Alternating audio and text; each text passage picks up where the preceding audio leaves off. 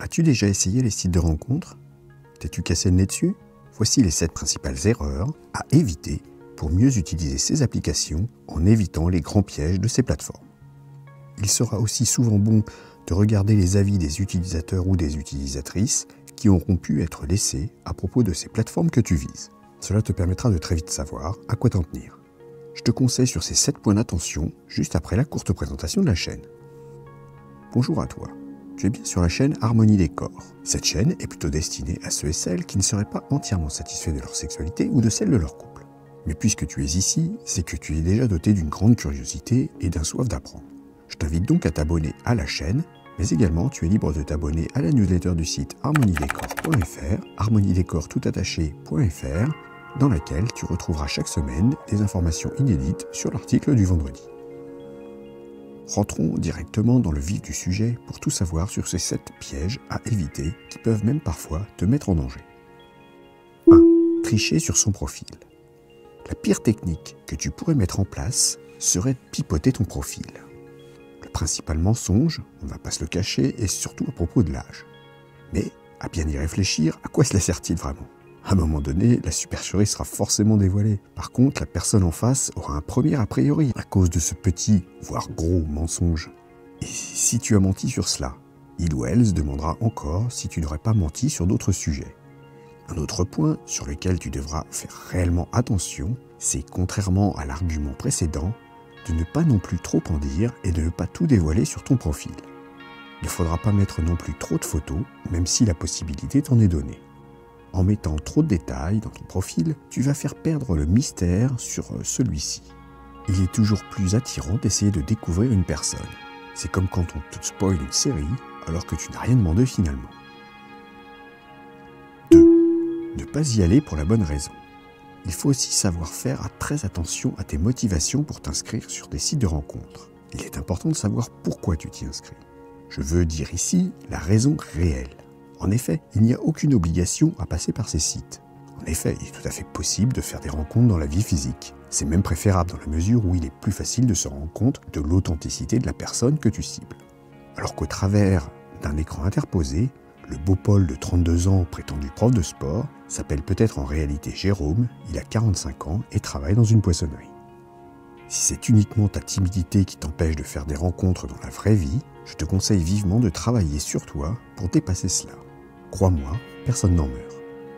Ensuite, il me semble indispensable également que tu saches précisément ce que tu veux par rapport à ces rencontres. Souhaites-tu que cela aboutisse à une relation éphémère, ou bien souhaites-tu simplement trouver de la compagnie? Il est aussi possible que tu cherches un partenaire pour faire un long bout de chemin, ou bien simplement un géniteur pour ton enfant. Il ne faudra pas te voiler la face, et ainsi cela te permettra de t'inscrire sur la plateforme qui s'approchera le plus de tes attentes. Ces plateformes sont pour la plupart payantes pour les hommes, alors que pour les femmes, elles leur permettent quelques facilités. Il y a donc un coût à ne pas négliger. Autant donc s'inscrire sur l'application la plus pertinente par rapport à ton but. 3. S'engager trop vite. Un autre écueil à éviter est de surinterpréter les messages échangés. Tu l'as peut-être déjà expérimenté, mais bien trop souvent, tu as tendance à lire les messages avec l'état d'esprit que tu as au moment de la lecture. Tu vas donc lire et comprendre ces réponses comme toi tu veux les comprendre et non pas avec l'intention qu'aura pu émettre l'expéditeur ou l'expéditrice. C'est un biais connu qui se révèle encore plus flagrant sur Internet. Il faudra aussi faire preuve de prudence, mais j'en parlerai un peu plus loin dans l'article à propos des arnaques possibles. Tu dois aussi éviter d'inonder ta cible de messages à longueur de temps. Ne réponds pas du tac au tac. Prends le soin de peser tes mots. Laisse languir raisonnablement aussi. Ce n'est pas une mauvaise chose. Pour finir, il ne faudra pas tomber dans le piège de l'effet Roméo. Tu n'es pas ici uniquement pour draguer à tout va, mais dans un but précis et concret. Même si la période de séduction est ultra valorisante pour ton ego, ce n'est pas une raison. Ton cerveau adore cela, c'est certain, mais ce ne doit pas devenir une drogue dure. Tu risques sinon de te griller très rapidement sur les réseaux, car l'information circule très vite. 4. S'engager trop lentement. À l'opposé, il ne faudra pas non plus faire trop traîner l'engagement avec ton ou tes contacts. En procédant ainsi, tu cours le risque de voir disparaître du jour au lendemain ceux-ci, souvent sans la moindre considération pour toi et bien souvent sans même te prévenir. Tu devras donc prendre du temps, mais sans toutefois en prendre trop. Le mieux sera de demander à ta cible ce qu'il ou elle souhaite comme relation. quelle est sa situation, mais également pourquoi fréquente-t-il ou fréquente-t-elle un site de rencontre. La réponse donnée pourra t'aider à cerner la personne que tu as en face. Il faudra donc, dans un délai plutôt court, s'engager pour se rencontrer. Cette rencontre devra se faire dans un lieu public, et là j'insiste. Tout cela pour éviter des problèmes que je t'explique dans quelques instants. Cela te permettra rapidement de voir si le match persiste dans la vie réelle et ainsi t'éviter de perdre du temps précieux à courir après quelqu'un qui finalement ne te correspond pas. 5. Attention à ne regarder que le côté physique. Il te faudra aussi faire attention à ne pas t'attacher uniquement sur le côté physique pour faire tes choix. C'est vrai que c'est toujours, quelle que soit la façon dont on fait une rencontre, ce que tu perçois en premier lieu. Cependant, il faut aussi savoir regarder derrière l'aspect général d'une personne. De plus, comme c'est par écran interposé, il n'y aura pas la chimie organique, les phéromones et autres échanges physiques qui viendraient te donner des indications supplémentaires quant à ton attirance pour quelqu'un.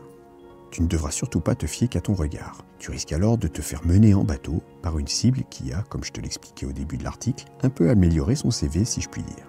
Tu pourras en effet, avec l'image que tu t'en es faite à partir d'une photo trop complaisante et de conversations savamment menées, tomber sous le charme.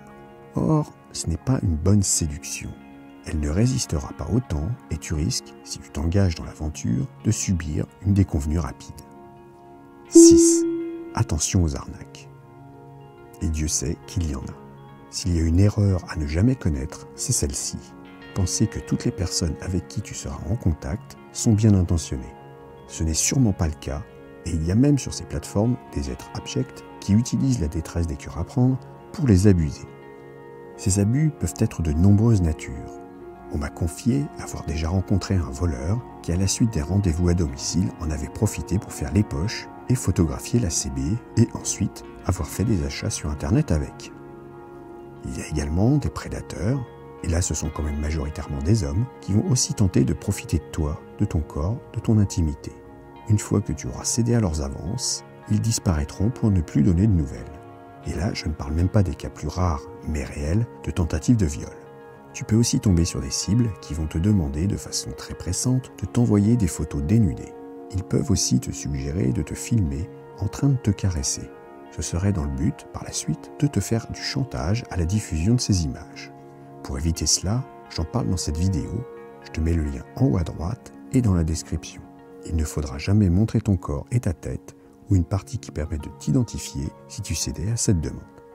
Pour finir à propos des arnaques, mais je suis sûr qu'il y en a encore plein d'autres, je t'invite à faire attention aux brouteurs. Qu'est-ce qu'un brouteur ? Non, désolé, je vais te décevoir, ce n'est pas un lécheur expert de première catégorie de minou. Non, ce sont en fait des personnes qui usurpent des identités. Les Africains s'en sont fait une spécialité, mais ce ne sont pas les seuls. Ils utilisent des comptes bidons, mais aguicheurs, et entretiennent pendant des longues semaines des relations écrites. Ils trouvent toujours une bonne excuse pour ne pas pouvoir se voir dans la réalité. Et puis un jour, quand tu es bien accro, ils t'expliquent qu'ils sont dans une galère et que toi seul peux les aider en leur envoyant un peu d'argent qui, ils l'assurent, te sera remboursé évidemment. Mais tu t'en doutes, tu ne reverras jamais l'argent ni la personne qui n'existe tout simplement pas dans la réalité. Bien sûr, je n'ai pas pu faire le tour de toutes les arnaques, mais crois-moi, il y en a de nombreuses. 7. Le cercle vicieux des sites de rencontres. Pour finir, je vais t'évoquer ce cercle vicieux. Tu n'en entendras sûrement presque jamais parler, mais c'est une réalité. Voici ce qui se passe. Tu t'inscris sur un site et tu trouves une personne qui semble te correspondre. Vous commencez une aventure ensemble, parfois cela va jusqu'à même l'emménagement, voire le mariage. Au bout d'un certain temps, 6 mois, 2 ans, plus rien ne va plus, c'est la rupture. Tu te retrouves donc sur le marché en te disant que tu t'es bien fait avoir. Cela va impacter ton moral. Mais l'humain a une résilience forte et pour trouver de nouveau l'amour, tu vas reprendre cette quête sur un site de rencontre. Mais cela te fera devenir un peu plus méfiant ou méfiante. De ce fait, cela va rallonger le temps jusqu'à ta prochaine rencontre. Le moral va continuer à chuter jusqu'à ce que tu trouves une nouvelle personne. Et si la relation ne fonctionne pas une nouvelle fois, tu te retrouves alors encore une fois plus bas que précédemment au niveau de ton état d'esprit. Un cercle vicieux s'installe alors et plus le temps avancera et plus tu mettras de temps à retrouver un compagnon pour la route. Pour le moral, c'est vraiment très mauvais. Je te conseille donc de n'utiliser les sites de rencontres qu'à côté des autres méthodes pour retrouver une personne qui pourra combler ta vie. J'espère donc qu'avec ces mises en garde, Tu réussiras à utiliser ces sites pour ce qu'ils sont, sans tomber dans les pièges qui pourraient être très négatifs pour toi, aussi bien sur le plan physique que sur le plan psychologique. On dit qu'une personne informée en vaut deux, alors garde en mémoire ces judicieux conseils. Si tu souhaites que je te parle dans un prochain article des différents moyens et leur potentiel pour faire des rencontres, alors indique-le-moi dans les commentaires. Tu peux aussi me raconter tes déconvenus par rapport au site de rencontre. Et puis n'oublie pas de t'inscrire à la chaîne et de mettre le petit pouce bleu si l'article t'a plu. Merci d'avoir écouté cette vidéo. Pour aller un peu plus loin et rejoindre le cercle des fins connaisseurs pour une sexualité épanouie, je te conseille de t'abonner à la newsletter. Tu retrouveras l'article complet, il te donnera plus de conseils et des astuces. Abonne-toi à la chaîne, active le petit pouce bleu, éventuellement ajoute un commentaire et à bientôt.